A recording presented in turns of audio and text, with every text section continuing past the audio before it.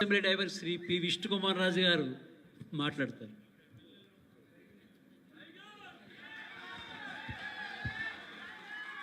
అందరికీ నమస్కారం. ఇందాక ఎవరో టైగర్ అన్నారు సరదాగా, ఇప్పుడు అధ్యక్షులే టైగర్ అంటే నన్ను బోన్లో పెట్టేస్తారు లోపల. ముందు బోన్లో పెట్టకుండా చూడండి. ముందుగా నా పైన ఎంతో నమ్మకం ఉంచి భారతీయ జనతా పార్టీ ఆంధ్ర రాష్ట్ర నాయకులు, మా అధ్యక్షురాలు శ్రీమతి పురంధేశ్వరి గారు, అట్లాగే మధుకర్జీ, ఇంకా మిగిలిన పెద్దలు, అట్లాగే ఢిల్లీ నుంచి వచ్చిన మా నాయకులు అందరూ కూడా ఎంతో నమ్మకంతో నాకు సీటు, నార్త్ నియోజకవర్గం సీటు కేటాయించినందుకు ముందుగా నా యొక్క హృదయపూర్వకమైన ధన్యవాదములు తెలియజేసుకుంటున్నాను. అట్లాగే ఈరోజు ఈ అభినందన సభ, సన్మాన సభ అంటే ఇది నాకు చేస్తే నా ఒక్కడికే చేసిన దాంతో సమానం కాదు. మీకు అందరికీ ఇండివిజువల్గా చేయటం కష్టము కాబట్టి నా ద్వారా మీకు అందరికీ సన్మానం చేసిన దాంతో సమానంగా భావించవలసిన అవసరం ఉంది.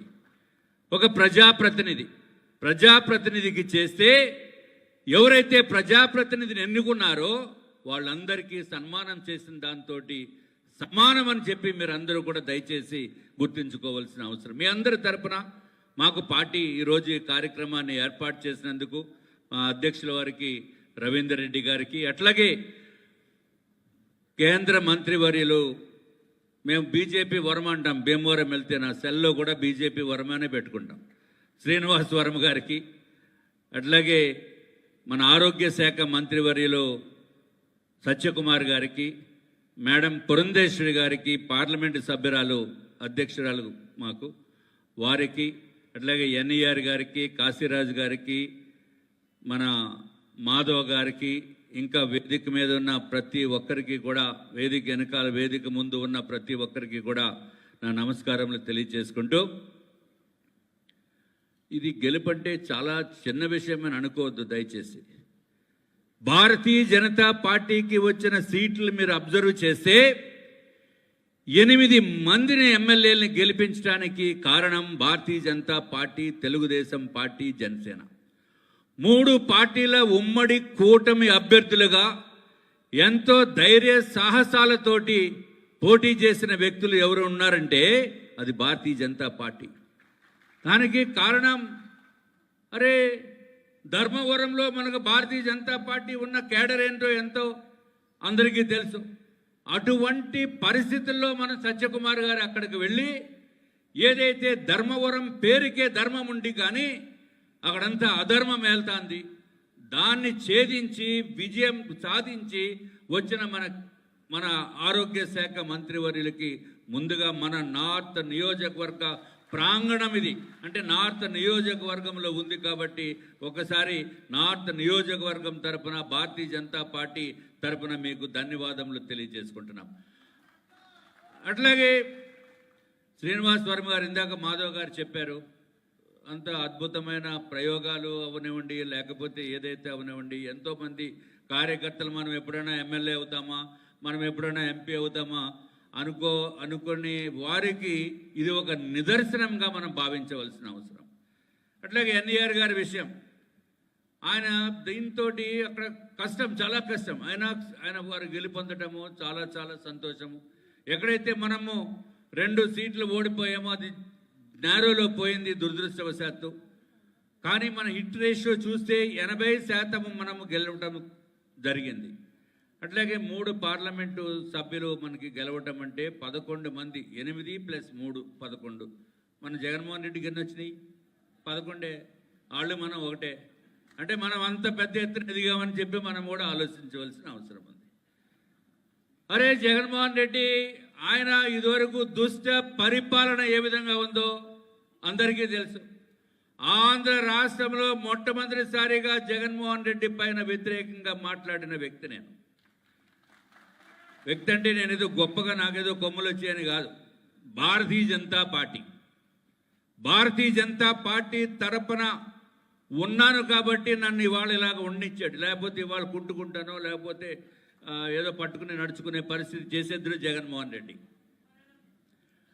అట్లాగే మనము నార్త్ నియోజకవర్గం ప్రజలు కానీ కార్యకర్తలు కానీ బీజేపీ నాయకులు కానీ ఎంతో నమ్మకంతో నాకు 47,500 మెజారిటీ తెలుగుదేశం, భారతీయ జనతా పార్టీ, జనసేన వారందరూ కలిసి నాకు 47,500 ఓట్లు మెజారిటీ వచ్చిందంటే ఇది చిన్న విషయం కాదు. ప్రతి ఒక్కరికి కూడా నేను ధన్యవాదములు తెలియజేసుకున్నాను. ఎన్నో ప్రతికూల విషయాలు, ఒక పక్కన జేడీ లక్ష్మీనారాయణ గారు, ఒక పక్కన డూప్లికేట్ గ్లాస్, ఆ డూప్లికేట్ గ్లాస్కి ఒక 5,000, జేడీ లక్ష్మీనారాయణ గారికి ఒక 5,000, అంటే 10,000.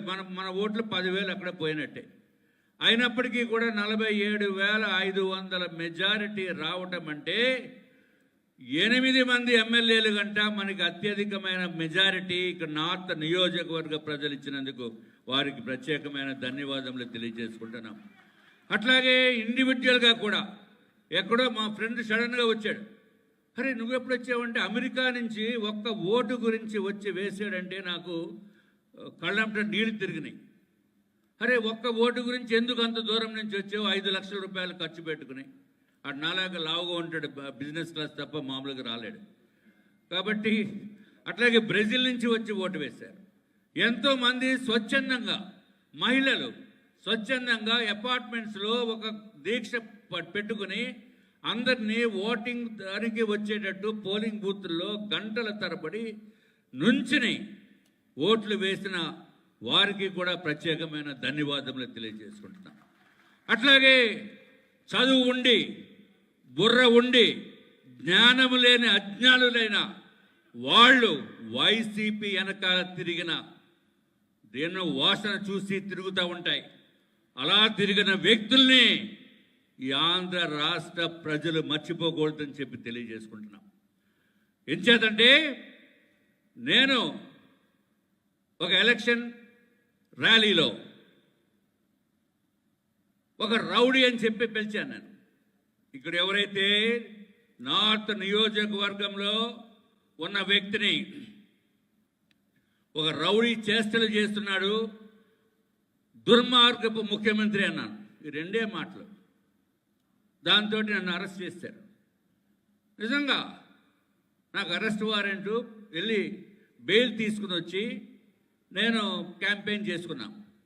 అరే ఎందుకు నేను అన్నాను? అది చంద్రబాబు నాయుడు గారు వస్తే, ఎయిర్పోర్ట్కి వస్తే ఆయన్ని నిర్బంధించి చెప్పులు విసిరి, కోడిగుడ్లు విసిరి, ఆయన ఫోటో పెట్టి చెప్పులతోటి కొట్టి, కోడిగుడ్లు విసిరి, వాటర్ బాటిల్స్ విసిరి గంటల తరబడి నుంచోబెట్టి అత్యంత అవమానకరం చేసింది. వాళ్ళు మర్చిపోయారంటే నాకు చాలా ఆశ్చర్యంగా ఉంది. అట్లాగే ఈరోజు ఆంధ్ర రాష్ట్ర హోంమంత్రి వారు కూడా ఆ రోజు అక్కడ ఉన్నారు.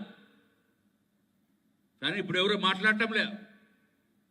అదొక్కడే కాకుండా పవన్ కళ్యాణ్ గారు జనవాణి కార్యక్రమం పెడితే ఆ కార్యక్రమాన్ని కూడా అడ్డుకుని నానా ఇబ్బందులు పెట్టి ఇదే విశాఖపట్నం పోర్టు కళావాణిలో ప్రోగ్రాం జరగకుండా చేసిన వ్యక్తి వాళ్ళ పైన ఇక్కురమంటం లేదే.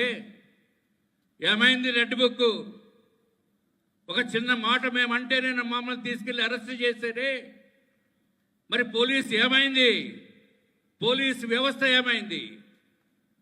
తప్పనిసరిగా ఏదైతే వైసీపీ దుర్మార్గపు పనులు చేశారో వాళ్ళు అందరిపైన చట్టపరమైన చర్యలు తీసుకోవాలని చెప్పి అసెంబ్లీలో నేను మాట్లాడే పరిస్థితి ఉంటుంది. ఏమి అరే అయిపోయింది భగవంతుడే చూసుకుంటాడు అనుకుంటే తప్పు. బతికి ఉన్నప్పుడే గుర్తుంచుకోండి, టిట్ ఫర్ టాట్ బతికి ఉన్నప్పుడే ఉండాలి, అంతేగాని వేరేదంటే కాదు. అది పద్ధతి కాదు. నిస్వార్థంగా నిజాయితీగా భారతీయ జనతా పార్టీ వ్యక్తులు ఎలక్షన్స్లో కంటెస్ట్ చేసినప్పుడు వైసీపీ ఏదైతే ఓటర్ స్లిప్స్ ఉన్నాయో ఆ స్లిప్స్ తీసుకొచ్చి డబ్బులు పందాల దాంట్లో పెట్టి వాళ్ళపైన దొంగ కేసులు పెట్టిన పోలీసు వ్యవస్థ కూడా ఉంది. మరి ఇవన్నీ కూడా ఈ రాష్ట్ర ప్రభుత్వం ఇంకా ఒక నెల అయింది. తప్పనిసరిగా న్యాయబద్ధమైన పరిపాలన ఉంటుందని మా యొక్క సంపూర్ణమైన విశ్వాసం. అట్లాగే ఎవరికైతే అన్యాయం జరిగిందో, ఎవరికైతే అధికారం ఉందని రెచ్చిపోయారో వాడు ఎవడిని వదిలే పరిస్థితి ఉండకూడదు. ఎవడిని వదిలే పరిస్థితి ఉండకూడదు.